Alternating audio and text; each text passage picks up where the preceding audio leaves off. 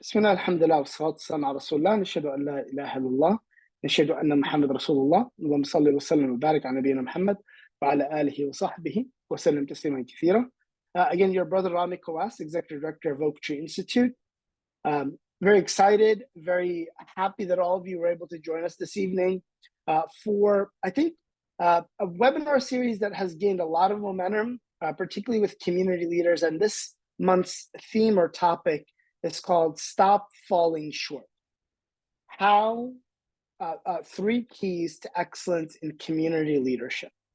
What are the critical things, 3 critical keys that we're going to share, inshallah, in tonight's webinar, that is going to tell us how we can get to another level of excellence as community leaders. And of course, we're going to talk about excellence and how to get there. But before we do that, at every webinar, we have leaders from across many different organizations. The 9 folks that are on are coming from different parts of the country, different organizations within different communities. So we always want to take time to say salams, right? Be able to network with folks on this webinar. So first and foremost, we would love if you can change your name. I mean, keep your name, of course, but add the organization that you're representing or that you're from next to your name. After that, we'd love for you to say Assalamu alaikum in the chat window. And while you're saying Assalamu alaikum, next to that, I would love if you can, you're getting the time to see other folks and what orgs they're a part of in the chat window. We'd love if you could take a moment to define what does excellence or ihsan in Arabic mean to you. It's a webinar about excellence. So we're going to talk about how community leaders achieve excellence. So I'd like for us to take a moment to reflect on what does excellence mean to you. So again, change if you can. 9 attendees that are on: Ayman, Ellen, Fatin, Halima, Harris, Juan, Muhammad, Munir. I think that's Nadia. Really, really excited to be with y'all. If you can, please, again, reword or rename yourself in the Zoom feature. Type in Assalamu alaikum in the chat window. And if you can please share what excellence or ihsan means to you. What does excellence or ihsan mean to you?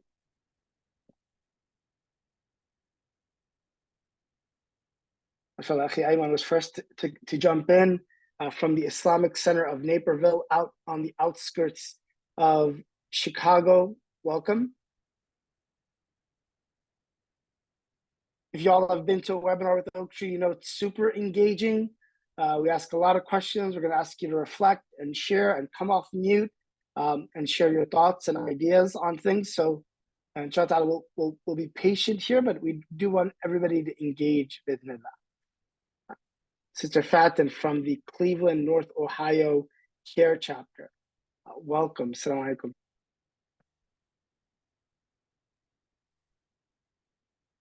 Waiting for everybody else. Again, if you can, change the org next to your name. Would love if you could say Assalamu alaikum in the chat window. And then once you do, I'd love Brother Ayman, Brother Fatin, if you can, it can be a sentence, a phrase, a paragraph, as much as you want to write. But what does excellence or ihsan mean to you? Akh Munir from MCC East Bay, all the way out on the West Coast. Welcome. Munir says, excellence is acceptance of servant leadership with all its warts, with its warts and all. So acceptance of servant leadership with its warts and all. It's a very interesting definition. Definitely we're going to come back to that, but appreciate the reflection. Brother Munir is from ICNA Relief, Pennsylvania. Welcome. He says, excellence is to be the best of oneself. Love that. Very nice. Like excellence is the best version of yourself, the best that you can do to get yourself. That's a really good definition. Sister Ellen, all the way from Houston. And again, I want y'all to, hopefully we'll get a moment to collaborate and get to know other leaders on the webinar. Folks all over the country. Ellen is all the way from Houston. She volunteers with several organizations there. Welcome, mashallah. And she's a part of a design firm. Ellen, we'd love to hear from you. What does excellence or ihsan mean to you? Brother Ayman says, ihsan is, or excellence is, creating value and delivering benefit. MashaAllah, creating value and delivering benefit. Really good definition, very thoughtful. Sister Fatin says, ihsan means to strive to do your best, knowing that Allah is the audience you want to please. That's a really, really good example. MashaAllah. Juan, I didn't know that you don't have the option to do that. So that's okay.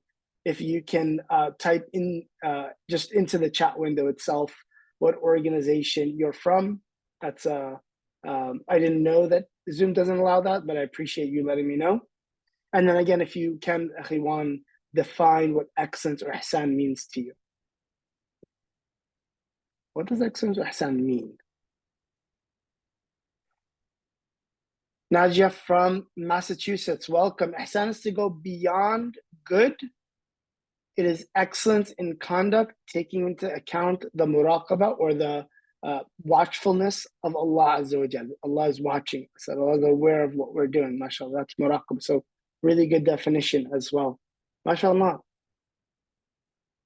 Really, really good reflection. I'll give another 30 seconds for anybody else that wants to share. These are really, really good definitions. I appreciate the perspectives you're bringing. It helps level set what the term excellence is to us, inshallah, and how obviously not just the term, the concept itself. We're not here to discuss the concept of ihsan or excellence, but how community leaders conduct themselves with excellence, and that's going to be the focus, inshallah.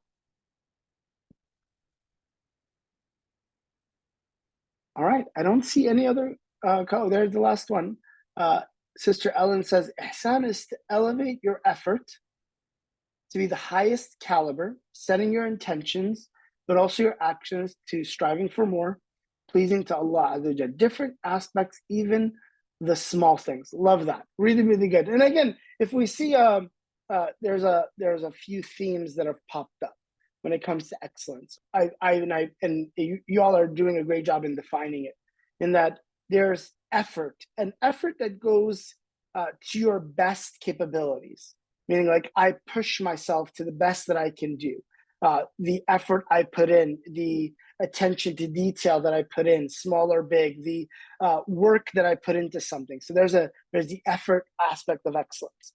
The second, and I love, everybody's kind of revolving around the idea of Allah Azza wa Jal, or the intention. Because of course, as Muslims, to us, we believe, of course, there's Islam, Iman, Ihsan, right? There's levels of faith. And then Ihsan is the highest level. And it's really this heightened level or relationship with Allah Azza wa Jal. So for sure, deep sincerity is a part of that. And a deep mindfulness of Allah Azza wa Jal is a part of that. And I love that came out in the meanings. And I think the third meaning, as we welcome Sister Halima from Noor Academy in Naperville, I think the third meaning that you all have pulled out from everything we discussed is ihsan is about others that we pour into, this value as it was defined by someone, or the servanthood that we put into others, or the care that we give to others, the benefit that we bring others. There's this like a third aspect of ihsan, which is pouring into something else, serving something else. So I love that. I love that it's effort, obviously sincerity, or this closeness to Allah Azza wa Jal, and adding value or serving something more than you. So I love the definition. And again, I think you all did a great job in defining the terms. We're experts on this concept. I think where we struggle, though, and where I want to shift the conversation is, then why are leaders in the Muslim community falling short of excellence in their work? And now, of course, mashallah, many people in here, some from relief service orgs, Islamic schools, masjid. Some people are maybe across different Muslim institutions working. So think of, again, putting your cap on, maybe not your organization, but just kind of what you see around you from the Muslim community, Muslim leaders, Muslim institutions. Why are leaders in the Muslim community falling short of excellence in their work? Where are we falling short? That's the question that I want to unpack today, inshallah. And that's the question that I want everybody to kind of give me No, and I guess the way that I want you all to describe this to me is like, what are the root causes, in your opinion? And I want everybody to just share one. What are the root causes that leaders in the Muslim community are falling short of excellence in their work? Share with me one thing that's a root cause of why you believe excellence, uh, uh, you know, is Muslim leaders are falling short of excellence. What's happening within our community that folks are falling short of this? And I'm going to ask, as you all share in the chat window, please do share in the chat window. I'm going to ask a few people to come off of mute and share the word that they mentioned, the meaning and the context behind it. So go ahead, try to answer with a word or a phrase, and then I'm going to ask you to come off of mute and share the context behind that why. So what's the reason that leaders in the Muslim community are falling short of excellence in their work?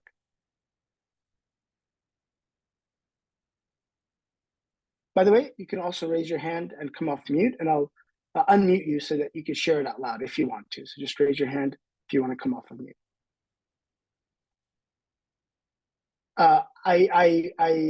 Fatin, I will be able to allow you to come off of mute, inshallah. Would you like to share, Fatin? Are you okay with that? Can I volunteer you?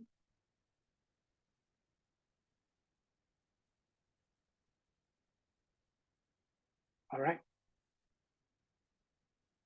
All right. Fatin, go ahead. Assalamu alaikum, everyone. Wow, So the question was, what do we think our Muslim leaders are falling short of in our community? Yes. Why? I think seeing what's good for the long term. Maybe that's where we fall short. Okay.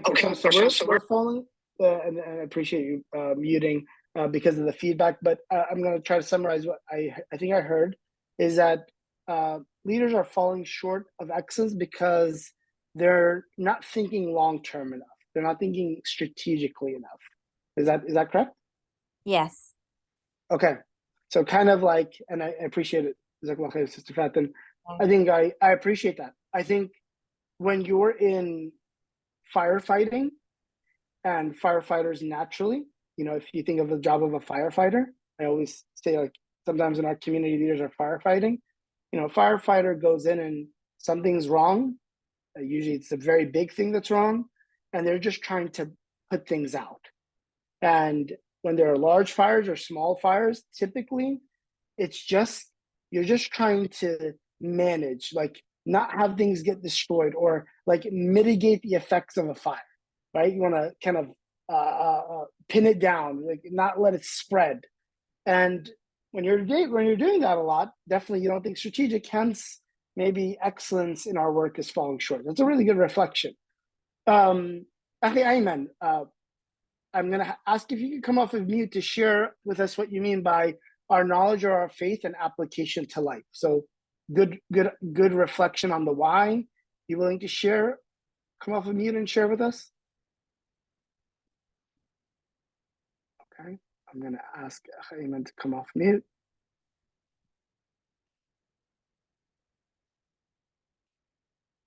Go ahead, Akhi. Okay, there you go. Assalamu alaikum. Alaikum salam. I am actually driving from St. Louis to Chicago, so I'm trying to be as careful when I type and talk. MashaAllah. Yes, please. Please do. But first of all, I just wanted to thank you and everybody at your organization of doing an amazing job. I make it a point that I always attend your session. MashaAllah, I learned quite a bit from you folks. So appreciate you folks hosting this. What I was indicating there is that, to your earlier explanation of the person who was speaking before me, generally in Muslim-run organizations, and I specifically in a masjid, The challenge is that people come in with expertise, their experiences, but it's the heroics that they have within the organization, i.e., individually, they are very knowledgeable. They know how to perform a certain function in an excellent manner. The challenge becomes that the organization itself does not seem to have the capability to scale that individual and grow that organization. It's always kind of people's heroics. Eventually, those heroics get burnt out. So I think it's just more around the organization that is unable to leverage the excellence by individuals and scale it to the organization. And within our faith,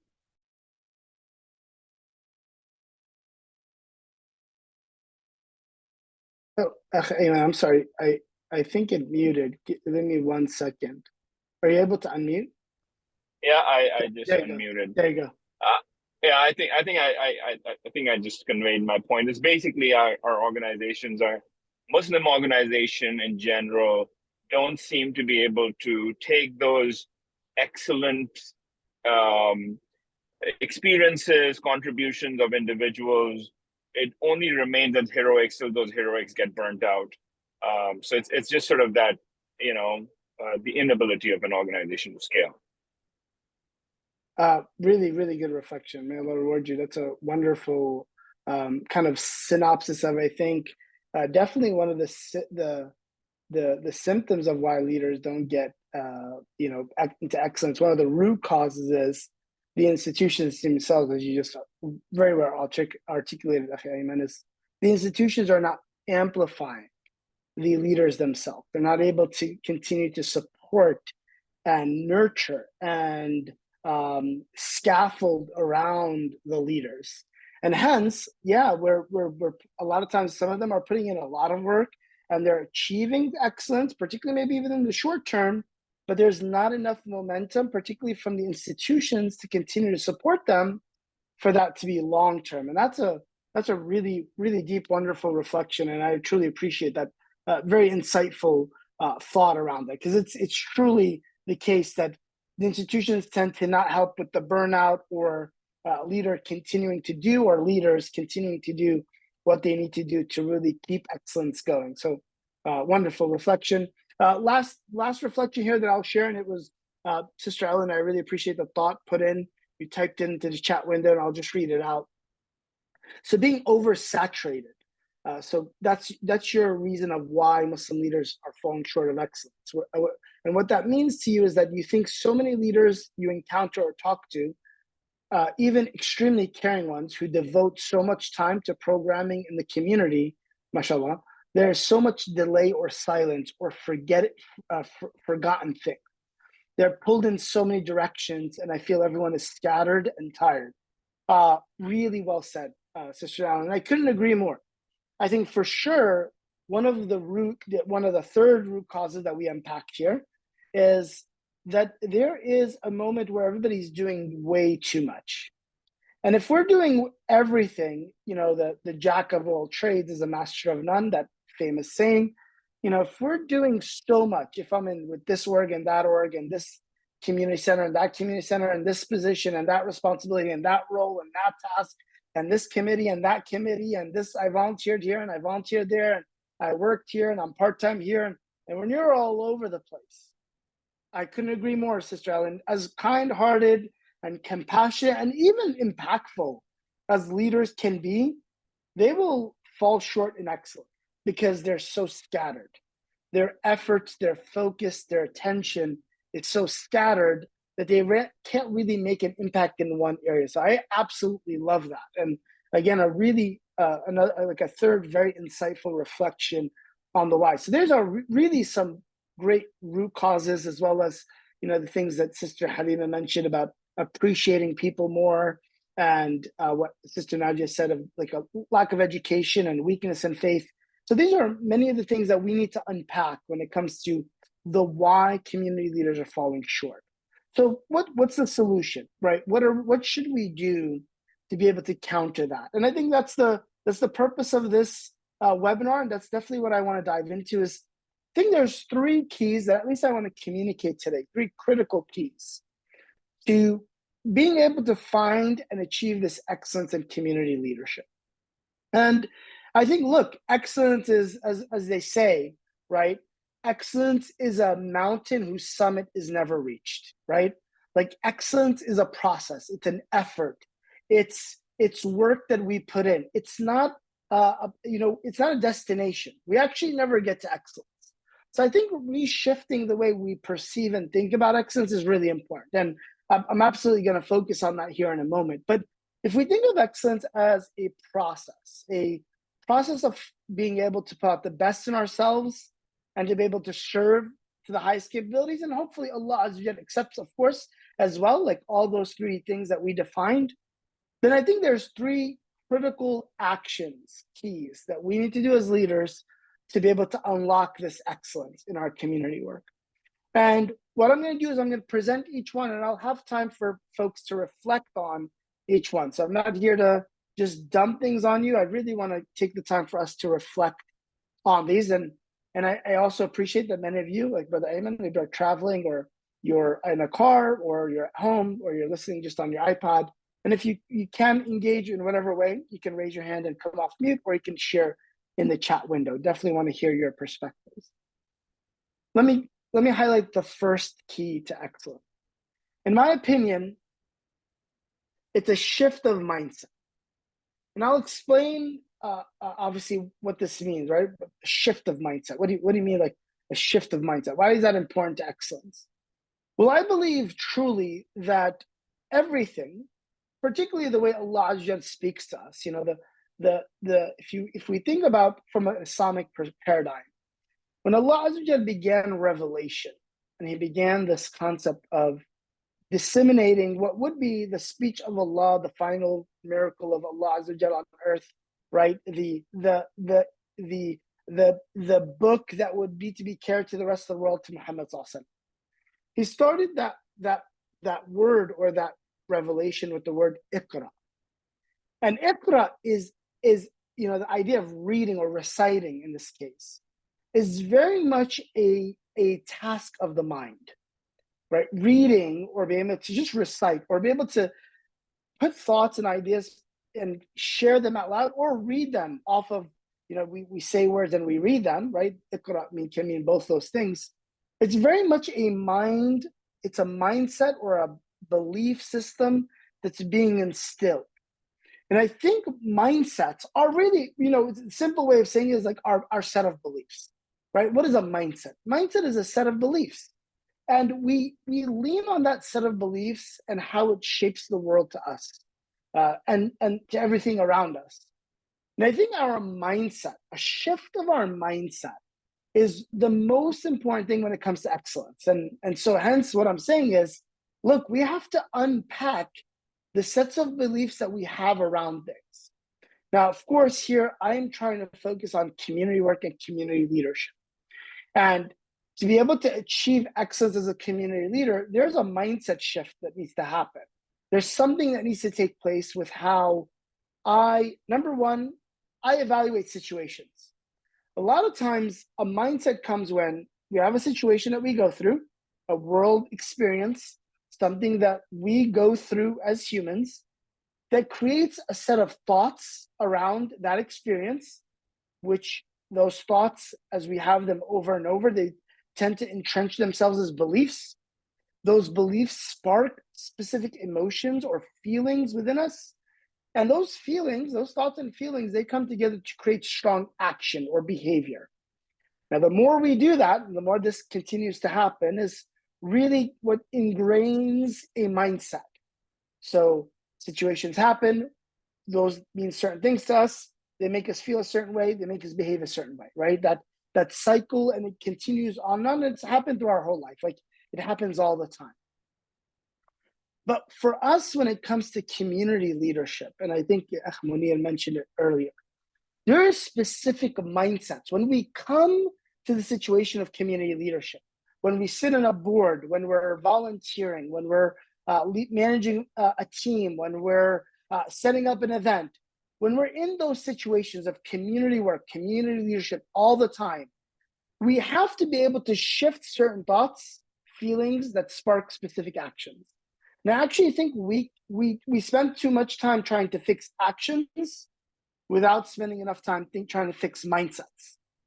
And so one of the most critical mindsets, and again, it was Brother Munir from out in the Bay Area.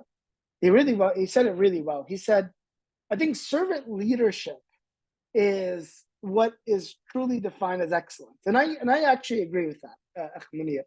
I think the first shift of mindset is a shift to a servant leader mindset. Now, I just want to set this up very, very quickly. I think it's really important, and obviously I have a background in psychology. It's really important for us to know everybody that is in community work, they come from different backgrounds. They have different upbringings. They have different experiences of the world that they're bringing. Hence, their mindsets are very different. And that's okay to have that diversity. But we all have to align around that we are coming to the situation of service. And if we're trying to be, when we need to deal with the angry parent in the school, or the very needy person in the community, or the situation of a crisis and a PR catastrophe in the Muslim community that I need to solution. When we get to those situations as community leaders, if we don't have the servant leader mindset ingrained within us, then actually we're going to fall short in whatever result that we're trying to get. And I think what servant leader mindset means to me, two simple things. Number one is that we're here to serve people. We're here to serve people. And this is very different than like thinking about, sometimes for leaders, it's about serving myself.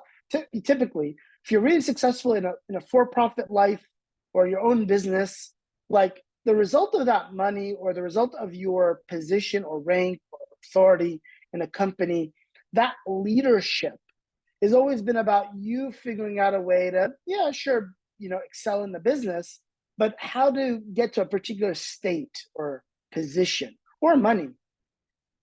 When it comes to community leadership and nonprofit work, really there's no financial incentives.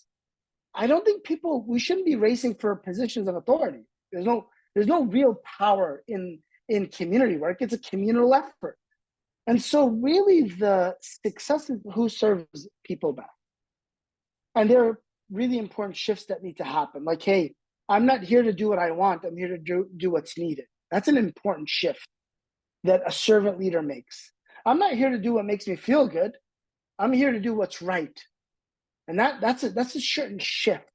That's a very, very important mindset to come into community work with. And you know what? No matter whatever mindsets we bring, that's okay. Like perspectives, mindset, that's okay.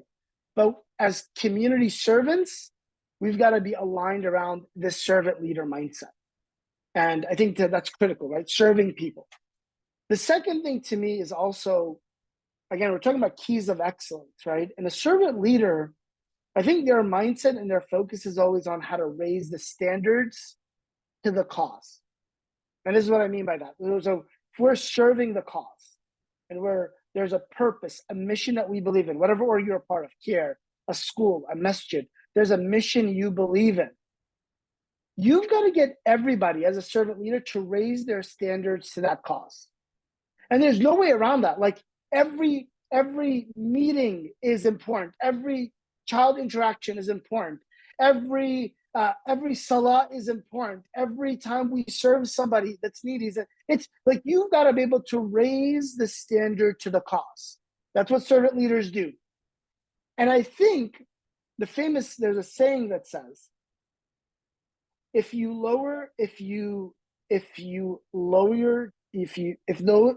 those who have standards, if they lower themselves to those, never lower your standards to those who won't raise them. I'll repeat that again. Never lower your standards to those who won't raise them. When there's a standard of work, and we're talking about like professionalism and excellence and effort, well, look, we've got to come in with a standard. We're going to say, hey, look, we're trying to do things professionally. We're trying to do things with excellence. We're trying to do things with effort. We're trying to do things as best as we can. That needs to become a standard. And you've got to hold everybody else to that standard. You can't lower to their standards. And naturally, I think it's important for leaders. I think leaders are the ones that lower their standards, whereas servant leaders raise the standard. They get everybody to believe in, hey, this email is really important. We're not going to rush it. Hey, this hiring decision, it's really critical. We're going to raise our standard for the masjid because it's an important hire for us. Hey, this is really important work for our, hey, this event that we're going through, we're gonna raise our standard of how we show up there. Hey, this halaqah that is serving the youth or serving adults or serving young professionals, we're gonna make sure it's high quality. Like the food is high quality, the delivery is high quality. People feel a certain experience. We're gonna raise the standard. Servant leaders are always raising the standard. And they're trying to get everybody else to understand this cause is so important that anything below this particular standard is unacceptable. I think these are two easy ways to have that servant leader mindset, to serve, focus on serving people, focus on this people-centric approach, and then raising the standard of everybody else to the cause. This cause is really important, and we've got to all raise our professionalism, our communication, our collaboration, our effort to the cause.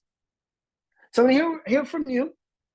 I mentioned a few ideas and thoughts around shifting our mindset, coming in with this mindset. I want to hear from you all. What do you think is some of the takeaways that you have from this idea of shifting your mindset? Any takeaways? Again, if you want to come off mute, just raise your hand. I'll have you come off mute, or you can share in the chat window. Yeah, Madik, I'm going to have you come off mute. Madik from Brooklyn.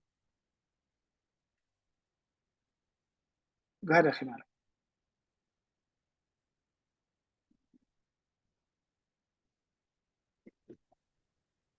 Assalamualaikum. Waalaikum salam. Rahmatullah. How do you distinguish between those who will raise their standards once you, I don't know, walk them through or lower your standards temporarily to help them in the beginning, and those who won't raise their standards? Like, how do you actually identify the people who won't do that, especially in the hiring process, and the recruitment process, and the training process?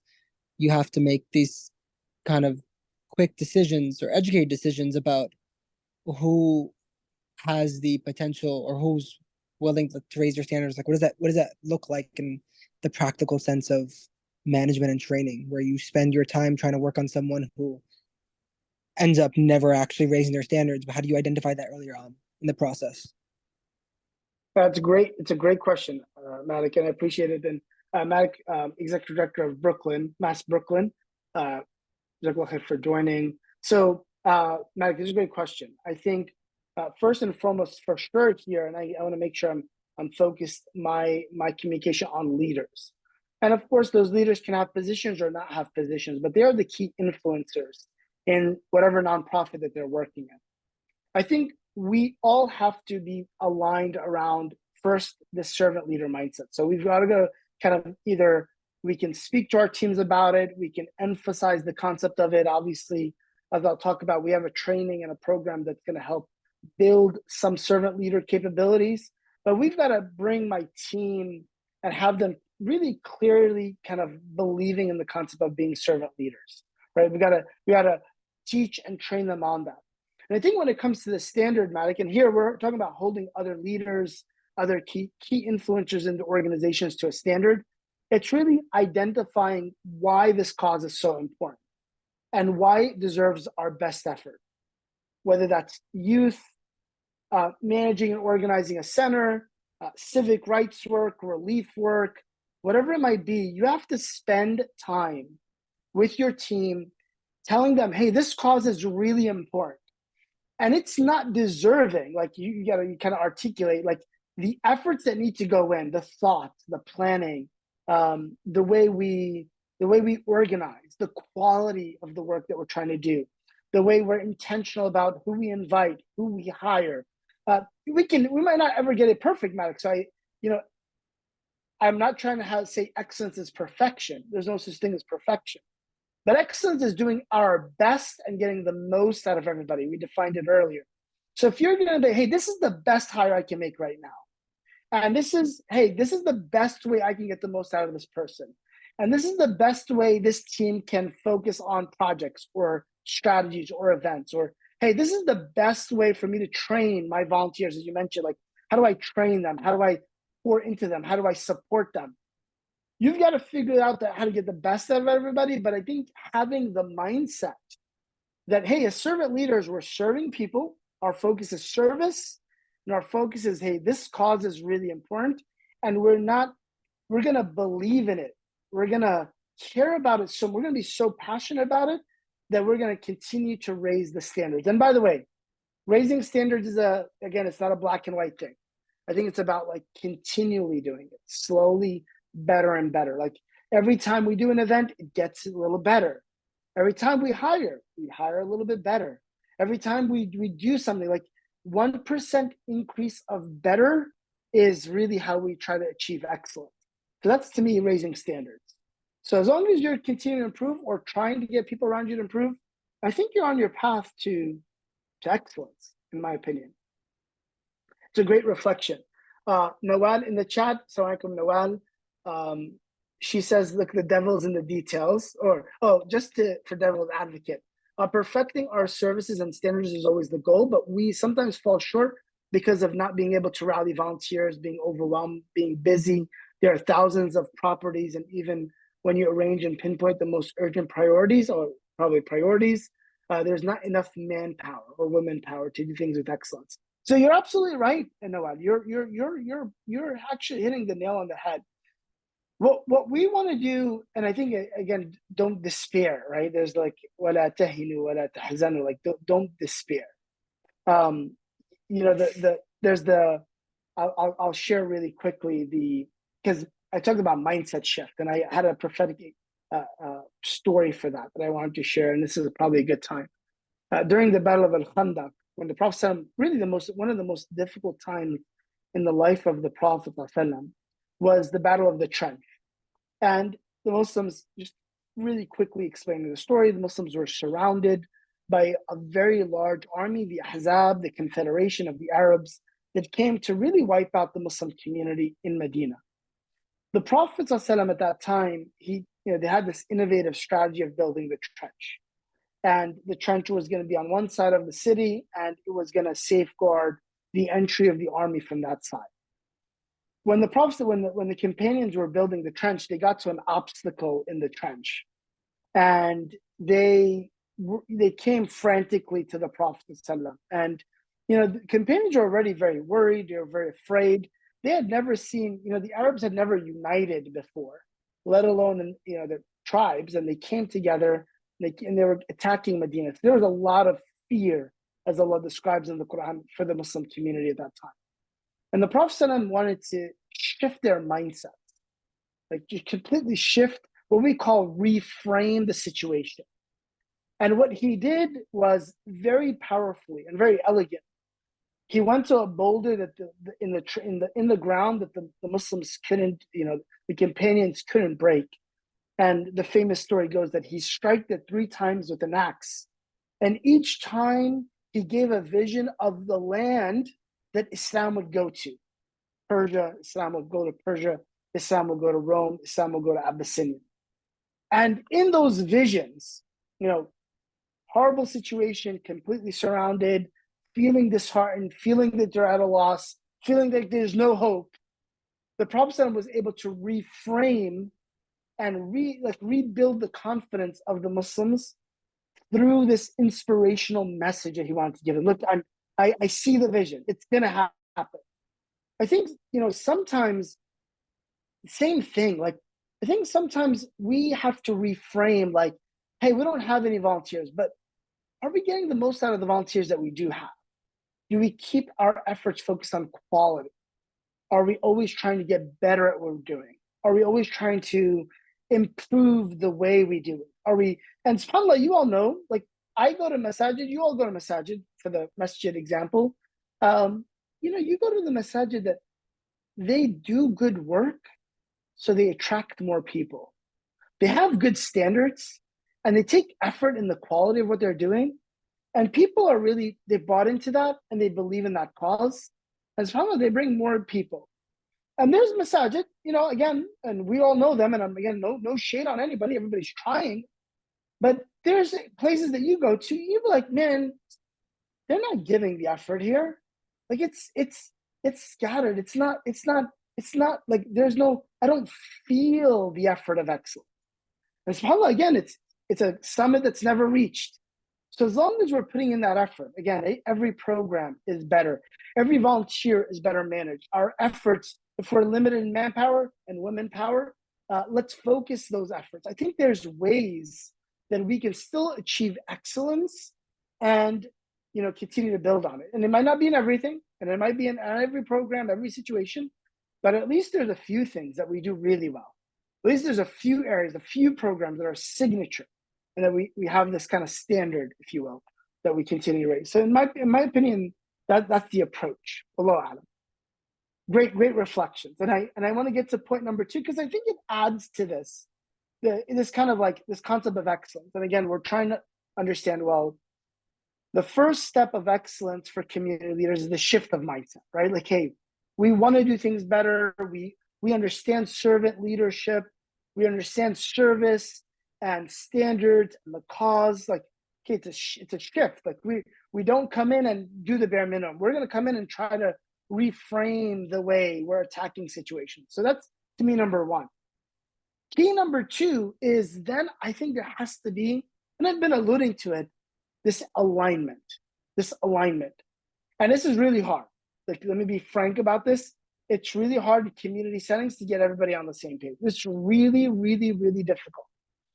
But I don't think excellence can truly be achieved in the work until we as leaders mobilize as much as we can to align. And I think generally there's 2 key areas to align. And again, it doesn't have to happen at the highest level. It can be, hey, I'm going to get my committee aligned. I'm going to get this project aligned. I'm going to get all the stakeholders in our office aligned. Like, I want to make sure that other leaders around me there's this alignment, right?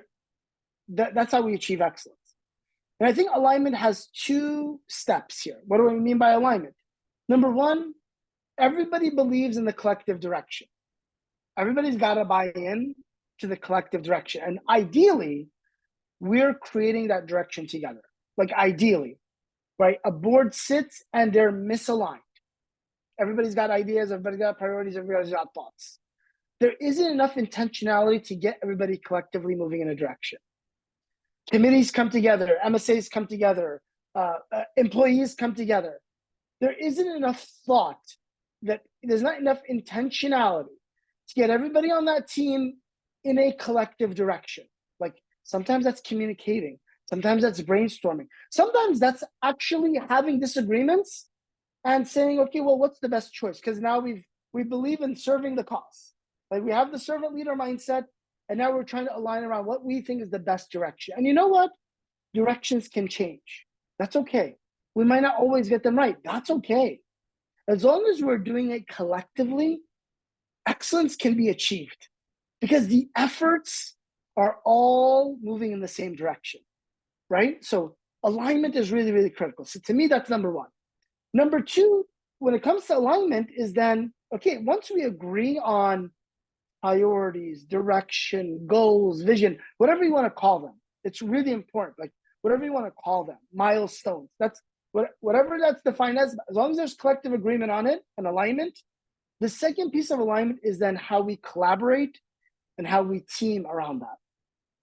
Everybody needs to feel, usually what leaders don't realize about misalignment is not that everybody understands the goal.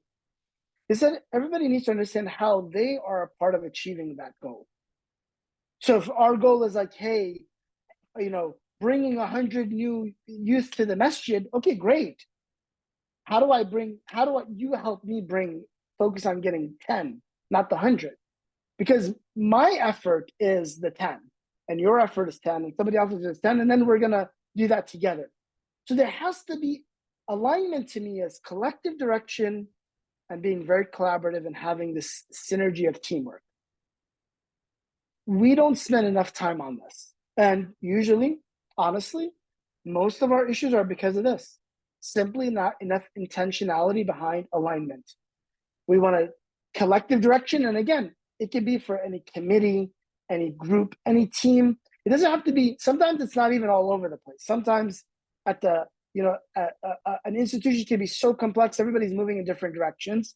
Definitely we want to solve that. And if you're at a board level or at the highest level of leadership, you want to take time to solve that. But even if you're not, even if you're in your own team, at least, like, hey, we're focused on service, or we're focused on legal, or we're focused on XYZ priorities, milestones, KPIs, objectives, whatever it is. Like, we're clear on that, and we know how to collaborate around that. That alignment is where leaders need to spend time. You need to, don't allow the efforts of others to go in vain. Ellen's comment earlier, everybody's so scattered. Why are they so scattered? Well, we've got to align them as leaders. Okay, get back together, right? Be the laser, not the light bulb, right? Bring your efforts and synergy together. You'll achieve excellence much faster than when everybody's dispersed and people are not aligned. So taking the time to do that is my second mark here. So I want to say, I'll take a few minutes. Anybody want to share in the chat how they align, or things, takeaways from the concept of like collective direction or collaboration? What are your thoughts around that?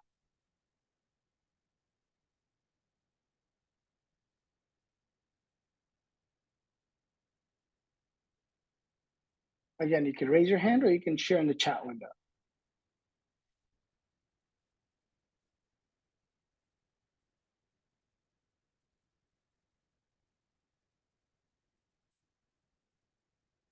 As everybody's thinking, I want to share a prophetic example of this, right? The Prophet ﷺ was able to achieve excellence in, again, as much as he could. It's the effort in the endeavor. I think one of the tremendous stories of alignment of the Prophet ﷺ was, now I'll give it as homework to most of you to go out and read up on it. It's a wonderful story on this concept.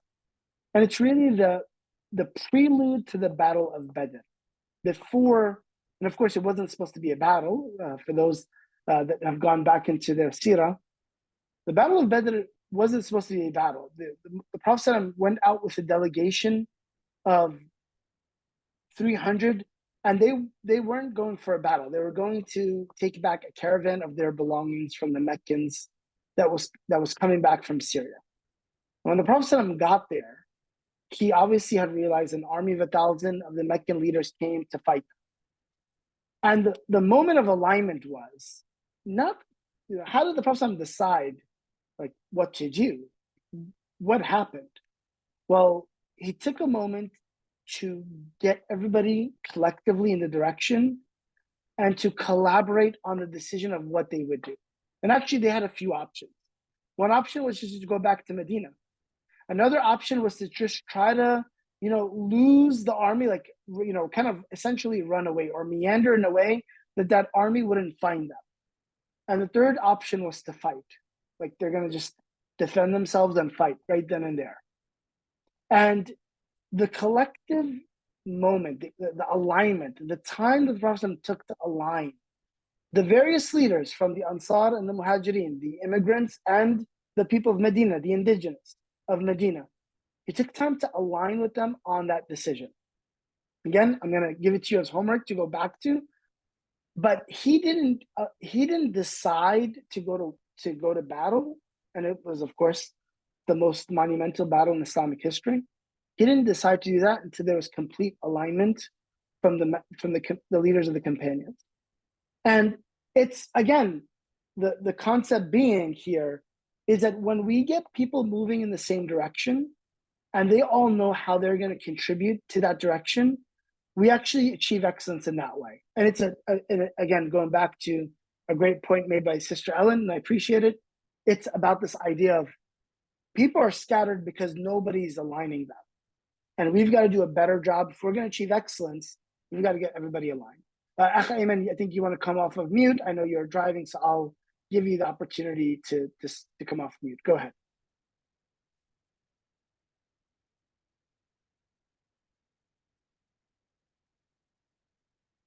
Brother Ayman, you can speak. Yeah, I just got that.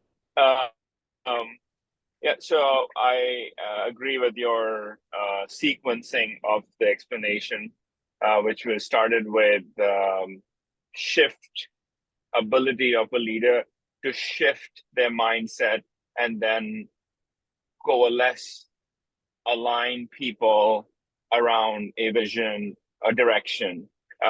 The going back to sort of what we're trying to solve for here is why are some of the Muslim organizations where there's lack of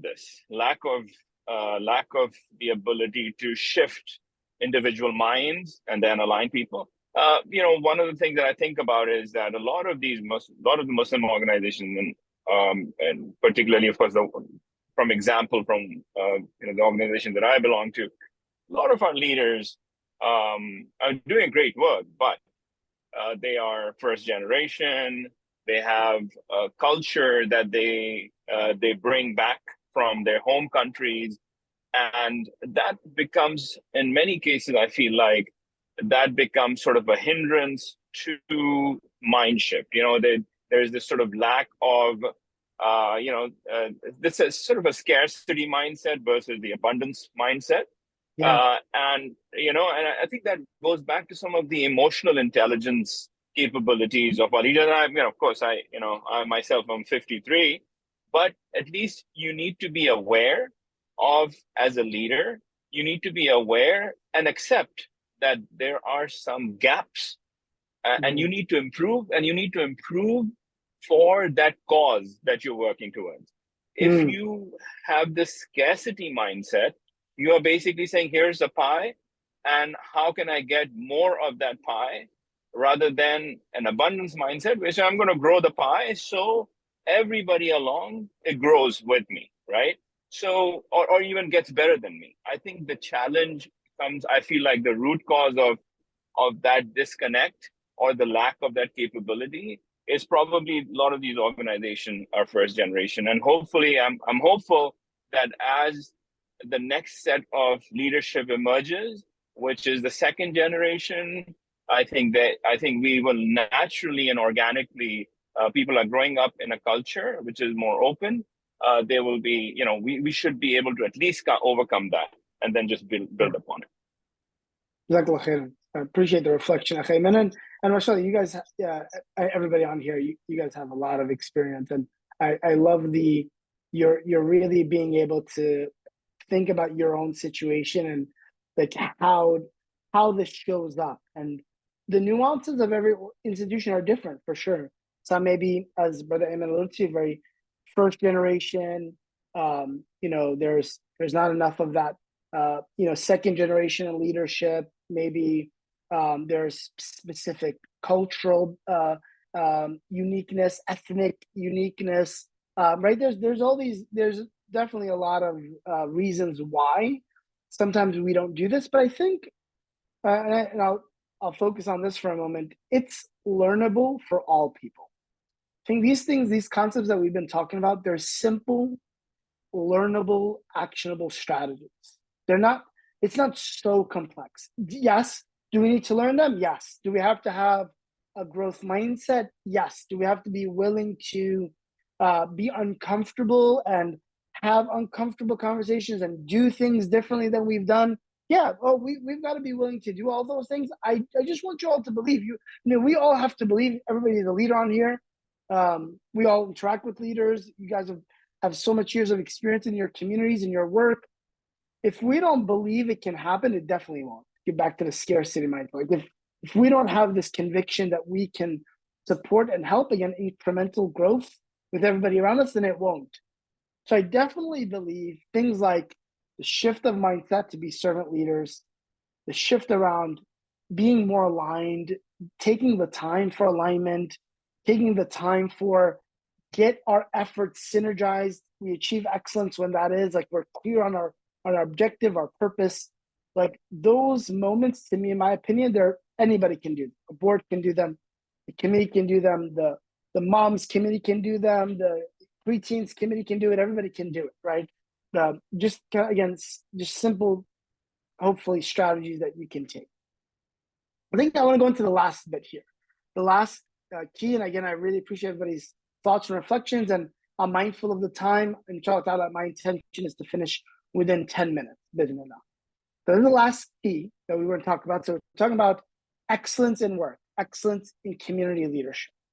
And the shift in mindset is great. And then the alignment and taking the time to get things and energy and effort synergized is great. I think the third piece here, and this is sometimes where we miss out, is, hey, maybe I have the right mindset. And maybe I can motivate team around me, the volunteers around me, the staff around me to be aligned on a direction. I don't think excellence in community leadership, particularly community leadership, unlike a business or a government or whatever other kinds of leadership there is. I think in nonprofit work and community work, there has to be an emphasis on leading hearts and minds. The emotional intelligence piece that Ayman was just talking about. There's actually, in my opinion, given the fact that the Prophet ﷺ said, وَمَا بُعِثْتُ إِلَّا لِأُتَمِّمَ مَكَارِمَ الْأَخْلَاقِ, like the Prophet ﷺ said, look, the only reason I came was to perfect this excellence, right? This concept of achieving excellence in manners. And really, what's manners more than speaking to hearts and speaking to minds? And it's this relationship, in my opinion, between like competence and connection. Your ability to connect to hearts and your ability to show competence to the minds. And so I'll speak to those two things, because to me, these are the two things I mean by here. Like, so leading hearts and minds. I think excellence for a community leader comes when, number one, they can communicate to hearts. They understand the emotions of people.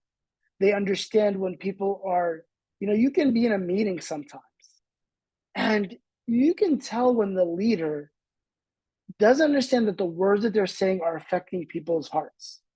Like the grimaces, the uncomfortableness, the atmosphere, the emotional state of the room is changed because of the way that there's just a lack of communicating to heart. And subhanAllah, if we just, and again, I have many prophetic examples, I'll get to the prophetic example, but the wisdom in being like a true authentic leader, a true good leader understands the emotional state of the people around them all the time. They're very in tune with that. And they understand how I want to deliver a message, whatever it is. We had a problem. We had something great happen. We want to celebrate. We're condoling somebody, giving condolences to someone, whatever it might be. Your ability to communicate to hearts is really, really important. Like you've got to be able to connect to people's hearts. On top of that, so that's the connection piece, communicating to hearts. On top of that, there is a competence piece. You don't achieve excellence if you are not perceived as competent.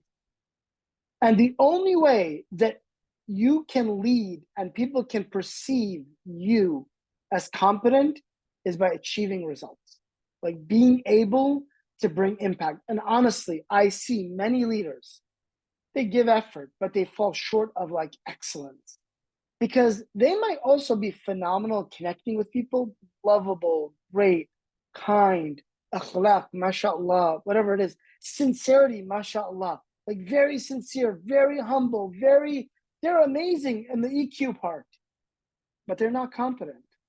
They're not competent in helping the organization, get a project up, get an event up, organize teams, situate staff, support staff, manage staff, get results, make an impact, give a talk. Like they don't have the competence. And so you've got to be able to support you. And of course, it doesn't mean we're capable to do everything. But we've got to get our teams. What I was kind of saying, like good leaders can speak to people's hearts and they can help get wins and success for their teams. The board, the youth committee, whatever it might be, can you achieve results? And when I have competence and connection, when I can lead hearts and minds, actually that brings excellence to our work, and that brings excellence to community work. And I could do both those things. And that balance, it's difficult sometimes. Some of us are naturally, some of us are technical people, or we deal with technical people, or some of us, like, we're always just so good at like just getting things done. They're the go-doer, go-getter, they're the hunter, they're the one that is always achieving, but they don't connect to hearts enough. Or they're, lack of a better term, they're tremendously sweet and nice and humble, but they can't get results that are needed. And that balance, it's difficult, it's hard. Community work is hard. Community leadership is very hard. John Maxwell says the best leaders are found in nonprofit work, because there's just so much that goes into being successful there. And I truly believe this balance between competence and connection, or leading hearts and minds, allows you to get to excellence. So again, last reflection here, if anybody wants to share thoughts, ideas, I think we've kind of unpacked and touched on many of the things that people have said, particularly since the beginning of the webinar, but any reflections on this concept of leading hearts and minds?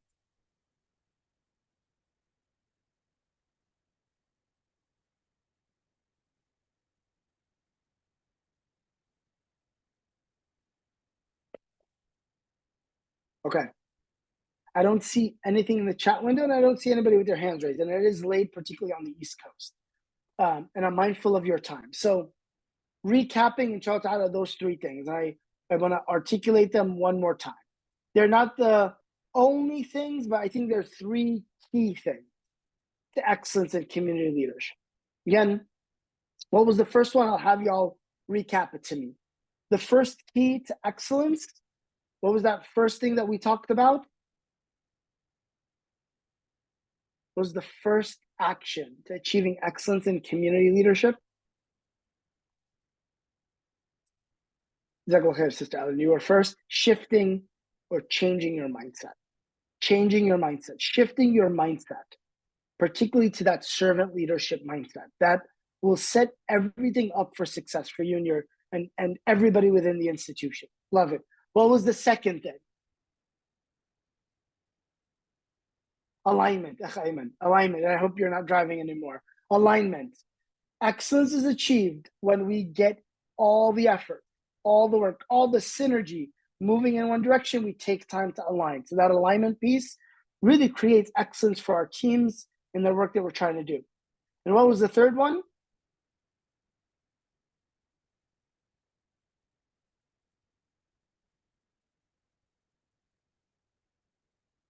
I appreciate it, Sister Najia. Leading hearts and minds. The balance between being able to speak to hearts and achieve the results in the minds, right? Competence and connection. Leading hearts and leading minds, the ability to do both between those things is an integral part of community leaders being successful and continually, again, bringing that excellence to their work. Is this everything? Is this everything? No, this is not everything, right? There's many other things that community leaders need to do to build excellence. There's many other things. They need to continually learn and develop themselves. They need to continually network, as we're kind of doing here, talking to one another, sharing ideas. There's so much, and alhamdulillah, we have the privilege of doing so much with many orgs, trainings, and being able to deliver and talk and collaborate and consult many orgs. The networking is so important. Being able to learn from each other, from one another, that's really, really important. And I think excellence, truly at the end of the day, as we've been talking about, is just taking action. Like, keep trying, keep working, keep giving the effort of Allah Azza wa Jalla, like just keep doing the work. And Allah Azza wa Jalla will measure your excellence based on that work, like as good as you can do it. So taking action is a part of that. And I think those are some other things as well. And really these last three are the kind of the call to action at the end of today's webinar. Is you all have probably been hearing about a course that we just launched and announced, and enrollment is open for now, called the Servant Leaders Playbook. And the concept behind it, and it's been, alhamdulillah, this is our third cohort launch that's live. Registration will be closing next Monday, Labor Day, midnight Labor Day. And the course is all about how do we give a playbook to community leaders? And we call that playbook the Servant Leaders Playbook. And really, it's a self-paced online course. We're going to be running it from September 6th to October 4th. So it's a 4-week program, completely it's asynchronous, meaning it's a self-paced learning journey, learning program